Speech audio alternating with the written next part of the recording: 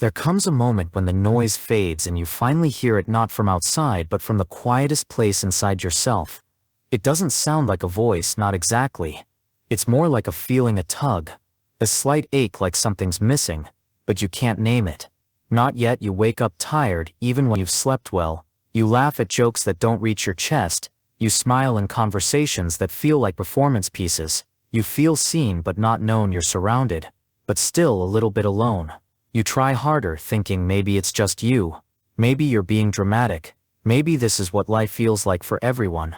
But deep down something in you knows this isn't it. This isn't who you are. Something doesn't fit. And you've carried that feeling like a stone in your chest for years. You've covered it up with routines, with small talk, with Instagram filters, and well-written emails. But at night when the world goes quiet, it creeps back in, not as a scream but as silence. A silence that is loud enough to break you. You see, most people don't realize they're wearing a mask, not the kind that hides your face, but the kind that hides your soul. It forms quietly, shaped by every no you weren't allowed to say, every tear you were told to hold back, every strange interest you were told to drop, every time you were asked to be normal, likable, agreeable, good. You were trained to edit yourself before you ever learned how to express yourself, and little by little that editing became habit, and that habit became your personality. Or so you thought. They said don't be so emotional. So you stopped feeling. They said be more realistic. So you stopped dreaming. They said you talk too much, or too little, or too differently. So you rewrote your sentences before they even left your mouth, and eventually you built a self that could survive, but not breathe. You became the version of you that people liked and approved of, but never the version that truly belonged to you. And the scariest part is not that you lost yourself. The scariest part is that you got so good at pretending that you almost forgot who you were beneath it all. And sometimes when someone genuinely looks at you, when someone asks how you really feel, when someone sees even a crack in your mask, it shakes you, not because you're afraid of rejection, but because you're afraid of being seen. There's a part of you that whispers, that rebels, that tugs at your sleeve, like a child, begging to come home. But the mask has rules, the mask has a script, and when you deviate from it even slightly, it triggers guilt, fear, shame. And so you go back to the meetings, the smiles, the nods, the scripted responses, and you survive, but you don't live. Carl Jung understood this. He didn't speak in diagnosis, he didn't box people into categories. He saw the soul as a living, breathing compass, not something to be fixed, but something to be remembered.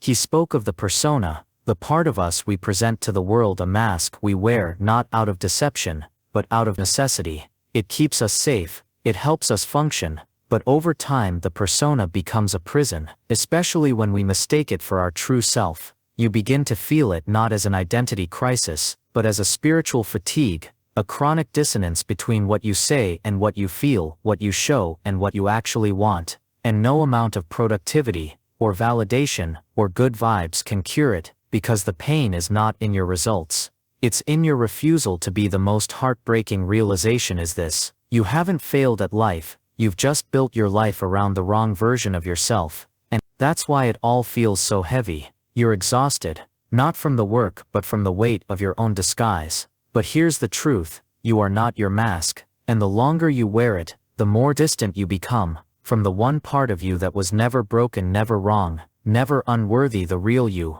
the one beneath the layers, beneath the roles, beneath the shoulds and musts and have-tos, the one that still remembers what it's like to be free. And so now the question isn't what job you have, or what others think of you, or what you've achieved.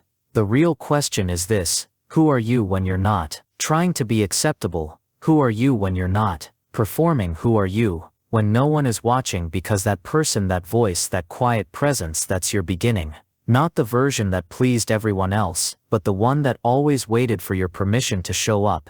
This isn't about tearing down your life, it's about remembering how it felt to be alive, before the world told you how to behave. This isn't about rebellion for the sake of chaos, it's about truth, for the sake of peace. So if you've ever felt like a stranger in your own body, if you've ever felt like the world applauded a version of you that didn't feel real, if you've ever cried alone, not because something was wrong, but because nothing was right, then know this: you're not alone, and you're not broken, you're just buried, and your soul hasn't given up on you. Not yet. There's a map inside you, one that was never handed to you by anyone else. It wasn't drawn by your parents or teachers, or the system. It was born with you, printed in silence beneath your skin.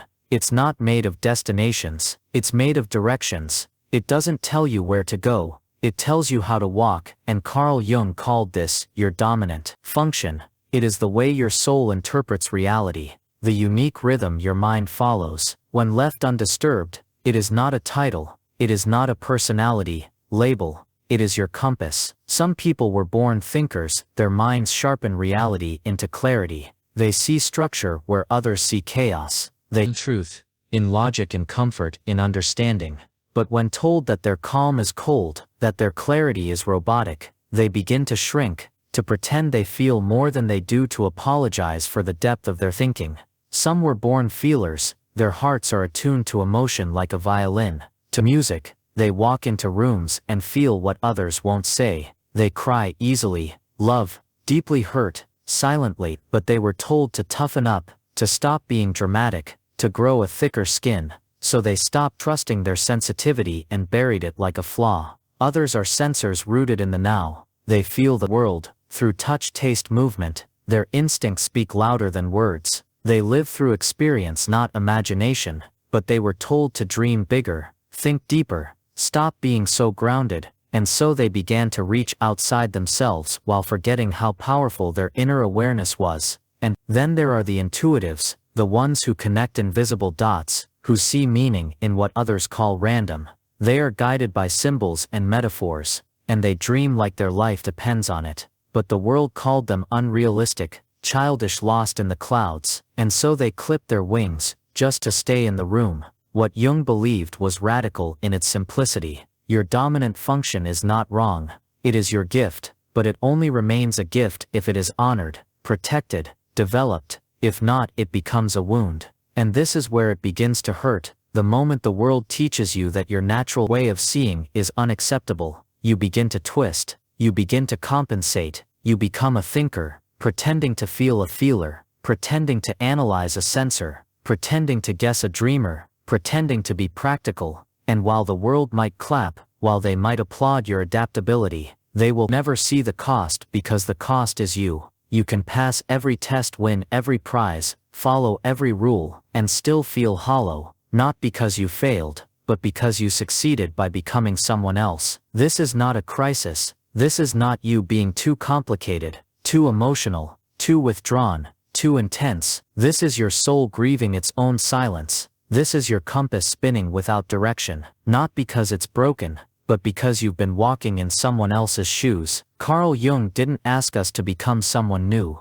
He asked us to remember someone old, someone we were before the world started editing us, because what happens when you deny your dominant function is simple and terrifying. You lose your inner guide, and in its place comes confusion, anxiety, chronic discontent. You start choosing paths that look good, but feel empty, people who seem right, but drain you, goals that impress others, but don't speak to your core. You start listening to voices that say this is maturity, this is responsibility, this is success, and all the while, your true self whispers, no, this is exile. And you know that whisper, you've heard it, when you're doing everything right, and still feel wrong. You felt it, when you laughed and felt nothing. You've sensed it, when you were praised, but felt unseen. The tragedy is not that we don't have a compass, the tragedy is that we were told to ignore it, to dim it, to trade it, for something that looked more acceptable, more respectable, more stable. But you were not made to be stable, you were made to be whole, and wholeness comes from honoring the function that makes you feel alive, not the one that makes you fit in. The thinker needs space to analyze without being rushed, the feeler needs safe places to express, without being shamed, the sensor needs presence, without being dismissed, and the intuitive needs imagination, without being doubted. And maybe, just maybe, the reason you've always felt out of place is because you were never meant to sit in the mold. You were meant to reshape the space, but that only begins when you stop pretending, when you stop forcing yourself to operate from someone else's compass, because the dominant function isn't a role you choose, it's the truth you return to again and again. when everything else feels like a lie, and now it's your turn to remember. You've been walking around with a sadness you can't explain, a heaviness that doesn't speak in words, and no one around you seems to notice, because you've become too good at wearing the smile, because you've learned how to say "I'm fine" with just the right tone to avoid questions, but deep down something in you knows it's not fine,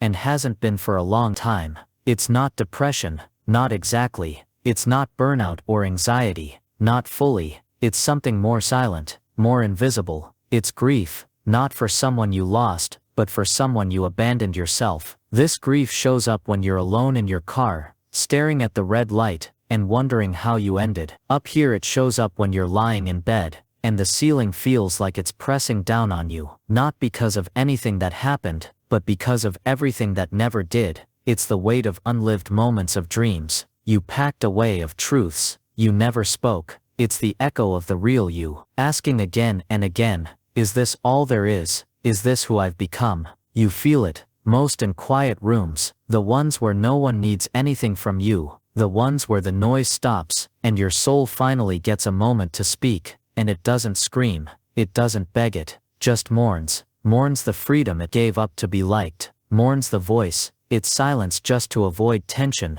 mourns the self it buried to keep the peace. And the grief keeps growing, because the more you succeed at pretending, the further you drift from remembering who you really are. You don't feel this way because you failed. You feel this way because you've succeeded at living someone else's life. The job, the partner, the image, the habits, the routines. None of it feels like yours, because they were all chosen by the mask, by the edited self you created to survive. And now, even when things look perfect, something feels missing. It's not love, it's not purpose, it's not joy, it's you. And the worst part is you remember glimpses of who you used to be, how you used to draw or write, or dream, or dance, not for applause, but because it felt like breathing, how you once believed in things that didn't make sense, but made you feel alive, how you used to speak with conviction before the world taught you how to filter every thought. That version of you is not dead,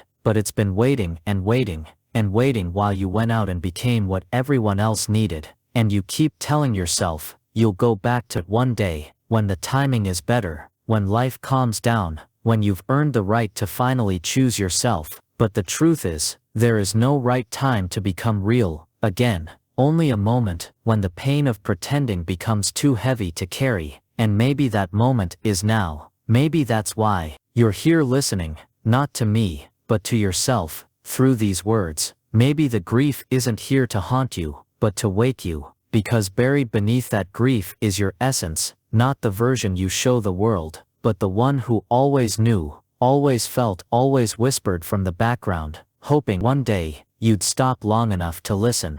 This is not about shame. You did what you had to do to survive. You shaped yourself to fit the rooms you were placed in. You edited yourself to protect the parts no one knew how to hold. You adapted, because adaptation was safer than rejection.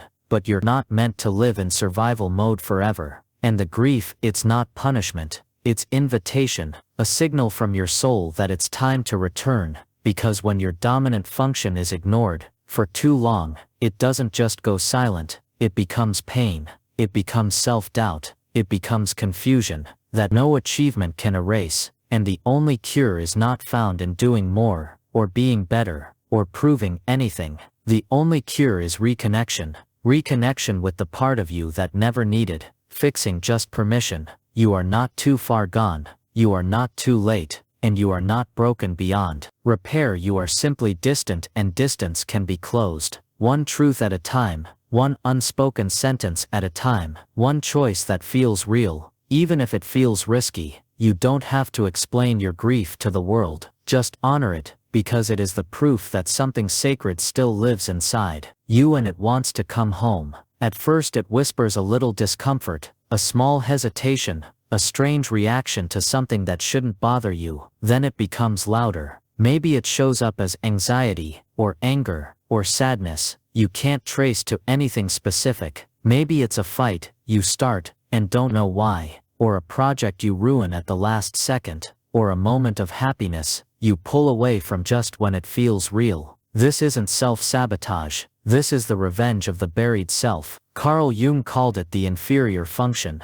the part of you you've ignored for so long, that it begins to rise, not to destroy you, but to survive. You spent your whole life sharpening one side of yourself, the side that was praised, validated, accepted, while quietly disowning the other side, the one that didn't fit the plan, didn't match the image, didn't play by the rules, and you thought you could silence it by pretending it wasn't there, but it's still there, and now it's tired of waiting. It begins small. Maybe you forget things, or lose focus, maybe you snap at people you love, maybe you procrastinate, until everything falls apart, and you say, I don't know why I do this, but deep down, a part of you does. You do it, because the lie is getting too heavy. You do it, because the distance between who you are and who you've become is no longer bearable. You do it, because the part of you that's been rejected is clawing its way back into the light, and it doesn't come back polished, it comes back raw, clumsy, unfiltered, because that's how truth returns, not as a beautiful revelation, but as a breakdown. And if you don't see it for what it is, you'll call it failure, you'll call it weakness, you'll call it bad luck, but none of that is true. It's the awakening of your shadow, and it doesn't hate you, it just wants to be known. Your inferior function is not evil, it's unfamiliar, it's the piece of you that was never allowed to grow, so it acts like a child, it lashes, hides, it clings, it disrupts, and the more you try to shut it back in, the more violently it returns, not to hurt you, but to demand integration, because you can't be whole if you keep pretending you're half, and the longer you ignore it, the more chaotic your life becomes. You'll keep choosing people who mirror your repression. You'll keep ending up in situations that reflect your fear. You'll keep cycling through patterns that drain you, and none of it is random. It's your soul rebelling against the script. It's the part of you that refuses to play the character anymore. And the truth is, you know it, you feel it. You've felt the shift in moments when you're alone, when your mind starts racing, when your chest gets tight, when your instincts say something isn't right, but instead of listening, you rationalize, you minimize, you distract, you tell yourself you're overthinking, but your shadow doesn't need analysis, it needs presence, it needs you to stop fighting it, to stop punishing it, to stop blaming yourself for being too much, or not enough, or too different, because you are not too anything. You are just incomplete, and wholeness begins with permission. Permission to feel what you feel, to want what you want, to speak what you've never dared to say, to reclaim the parts you've hidden. Just to be loved. The inferior function becomes dangerous only when ignored, but when embraced, when brought into consciousness, it becomes your teacher, your compass, your healer.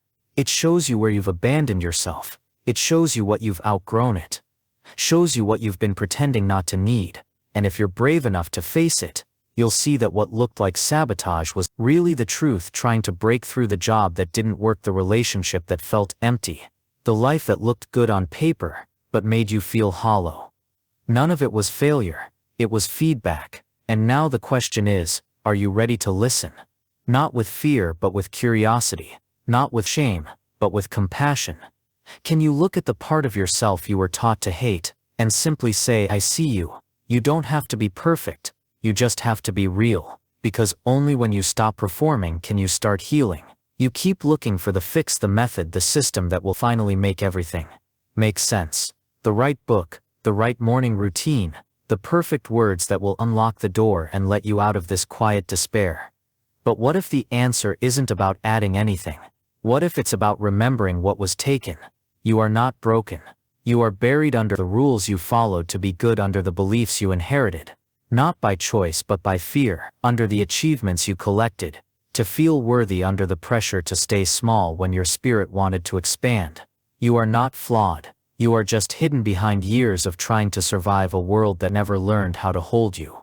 You were born whole, born with wonder and wildness, with instincts that whispered the truth, with emotions that knew how to flow without shame. But slowly, gently, cruelly, you were taught to disown pieces of yourself, not by people who wanted to hurt you, but by people who were taught to hurt themselves. They told you to be less loud or less quiet, less needy or less distant, less sensitive or less strong, less you and more What made them feel comfortable? So you learned how to shrink and smile, how to package yourself into a version that wouldn't be abandoned, and you wore that version so well that even you forgot it was a costume. But the body remembers, the soul remembers, and when you stop for long enough, when the noise fades and the roles pause, something old begins to stir inside you. It doesn't shout, it doesn't demand, it simply aches, the ache for wholeness, the ache for return. You've mistaken that ache for depression, for fatigue, for failure, but it's not those things. It's memory. It's your truth calling home. And the only way back is not through control or correction but through excavation. You must dig through the noise, through the habits, through the apologies you've memorized, through the parts of yourself you labeled as wrong. You must become the archaeologist of your own soul, not to find something new but to recover what was sacred and buried, because everything you think is missing is already inside you. Clarity is not found in a next big answer. It's found in the silence between your defenses. You are not a puzzle to be solved. You are a garden that needs untending. You don't need more layers. You need less. Less pretending. Less pleasing. Less hiding. Because beneath the armor, beneath the character, beneath the image you protect, with so much effort, there is a version of you that already knows the way, and that version is not confident or perfect or enlightened. It is real, and real doesn't sparkle. Real doesn't always look good. Real doesn't always know what to say, but real is enough. Real breathes without guilt. Real cries without apology. Real loves without strategy. And when you stop running from that real, you will feel the shift. Your shoulders will drop. Your thoughts will slow. Your chest will open, because the truth doesn't need to be forced. It needs to be felt. And once you feel it, once you remember even a glimpse of who you are behind the persona, you cannot go back. Not fully, not quietly, because the soul cannot unsee itself once awakened, and this is the beginning, not of reinvention but of return. The most radical thing you can do is not change who you are, it's to stop abandoning who you've always been. You've searched outside for what could only be retrieved from within, and now it's time to stop editing, time to stop chasing time, to stop proving, and start being. This isn't about healing so you can be accepted. This is about healing so you can be free. You don't owe anyone the version of you they expected. You owe yourself the version of you you forgot, because you are not lost. You are just layered, and layer by layer, choice by choice, word by word, you can return. You can breathe. You can belong, not to a group or a role or a plan, but to yourself. You've blamed society. You've blamed expectations. You've blamed your past, but there's a truth more difficult to face than any of those. The truth is this: the biggest enemy of your authenticity is not out there. It's in here. It's the version of you you created to be loved. You built it slowly, with every compliment that made you feel seen, with every rejection that made you feel small, with every glance of approval that lit up your nervous system like a drug. And you called that version growth, maturity, success, but it wasn't. It was survival. It was performance. You became addicted to the version of you that earned love, not received it. And slowly you forgot that love isn't meant to be earned, it's meant to be met. This idealized self is perfect on the outside. It's the one who says the right thing, knows the right answer, never offends, never fails, never feels too much, never needs too much. It's curated, clean, safe, and empty. And here's the terrifying part. You fell in love with that version of yourself. You started hating the parts that didn't match it, the part that got insecure, the part that needed rest, the part that made mistakes, the part that didn't have a plan. You rejected those pieces because they made you feel flawed, and being flawed meant being unworthy. So you erased them, but the price of that erasure was wholeness. You didn't become better, you became fragmented. And now when someone tries to get close to the real you, you push them away, not because you're afraid of them, but because you're afraid they'll see the parts you've spent years hiding, the parts that didn't make the cut for your ideal self. You've confused acceptance with editing.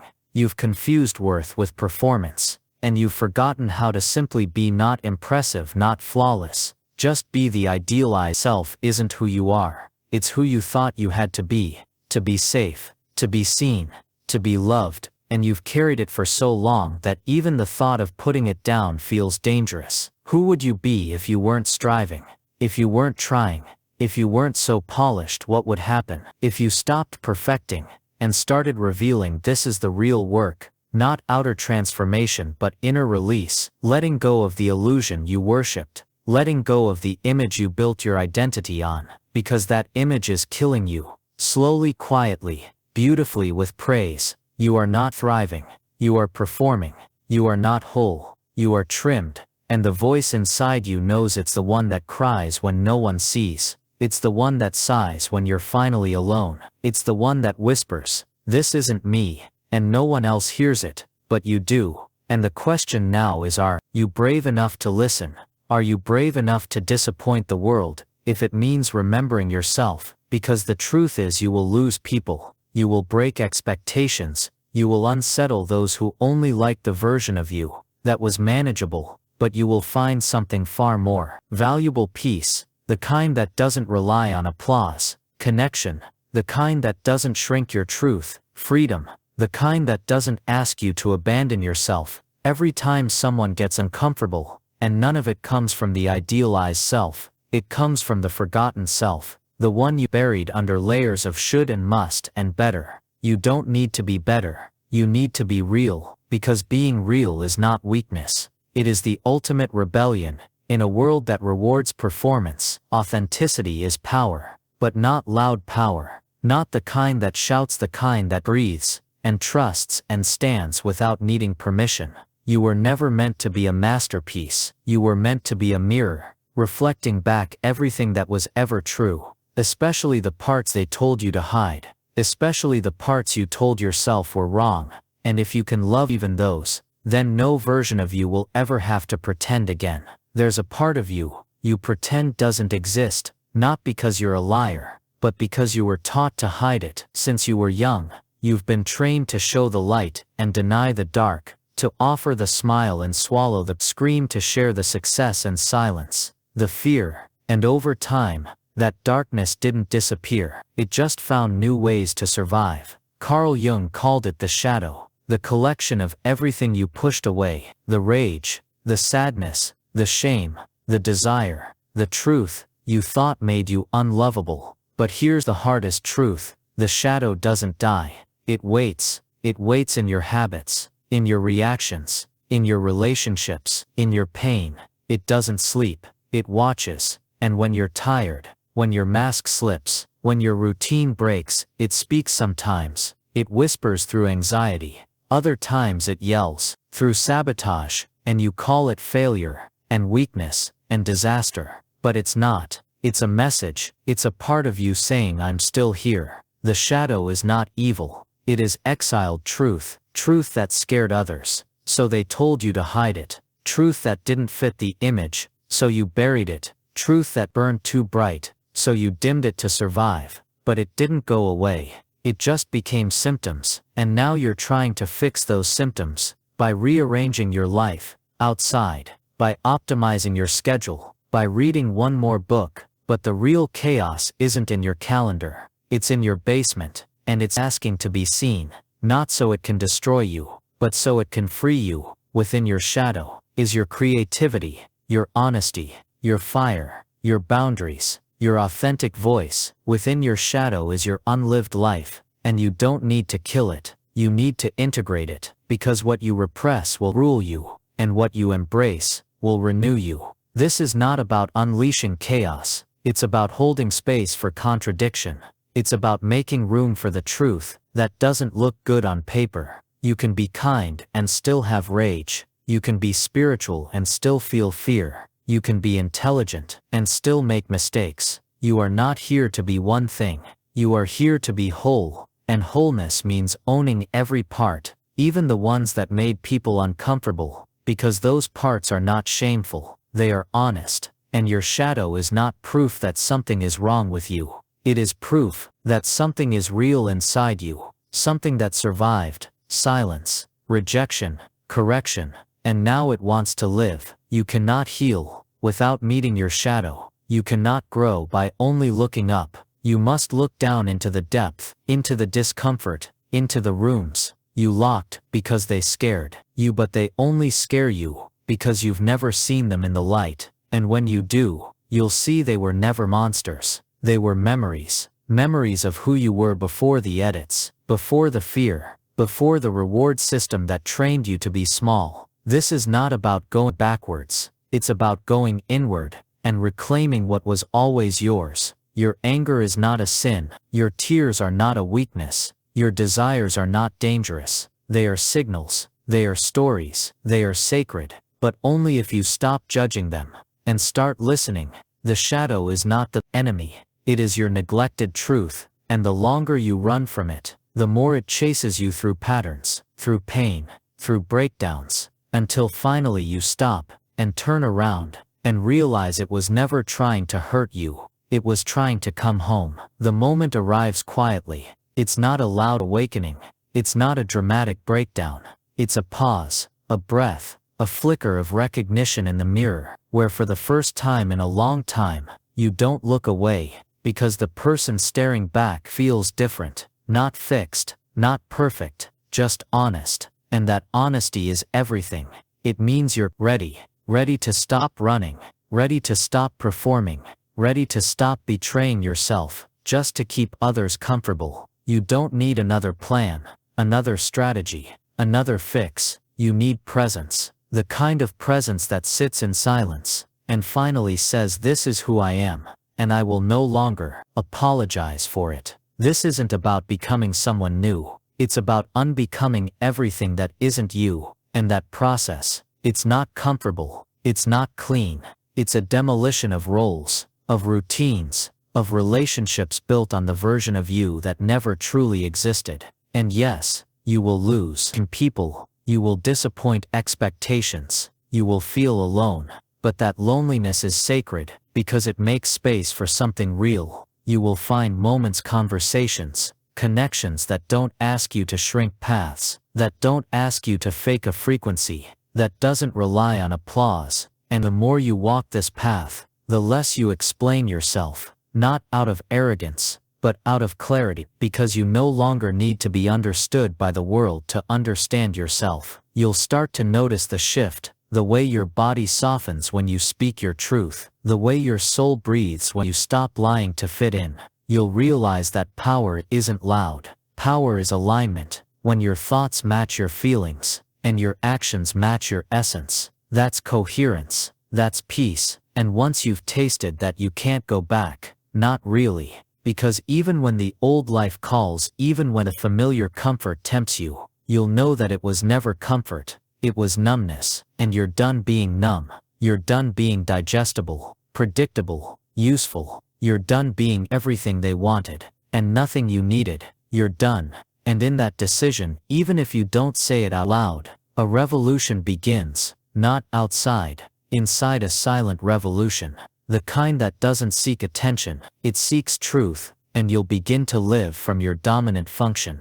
Not just sometimes, but always. You'll trust your compass, even when it points in unfamiliar directions. Because now you know that unfamiliar doesn't mean wrong, it means real. You'll stop silencing your intuition. You'll stop apologizing for your sensitivity. You'll stop filtering your ideas to make them more acceptable, and instead you'll begin to move like water, unforced, unapologetic, alive. And there will be days when it feels too much, when the weight of being real feels heavier than the mask. But stay with it, because you are not fragile. You are remembering, and that memory is stronger than anything they tried to erase. You will begin to hear the soul again, not as a scream, but as a whisper, and that whisper will guide you to create, not to impress, to speak, not to convince, to feel, not to perform, and to live, not repeat, because you didn't come here to survive, you came to awaken.